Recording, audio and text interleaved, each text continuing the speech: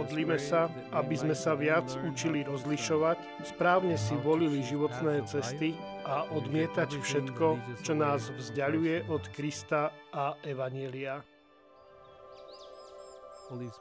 Duchu Svätý, Ty svetlo nášho chápania, jemný dých, ktorý vedie naše rozhodnutia.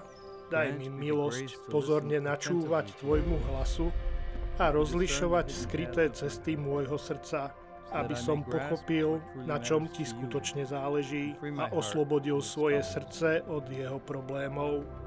Prosím ťa o milosť naučiť sa zastaviť, aby som si uvedomil, ako konám, ktoré pocity vo mne prebývajú a ktoré myšlienky ma zaplavujú, hoci si ich tak často nevšímam.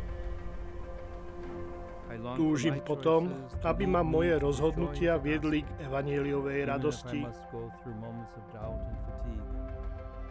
Aj keď musím bojovať, premýšľať, hľadať a začínať odznova, pretože na konci cesty Tvoja útecha je ovocím správneho rozhodnutia.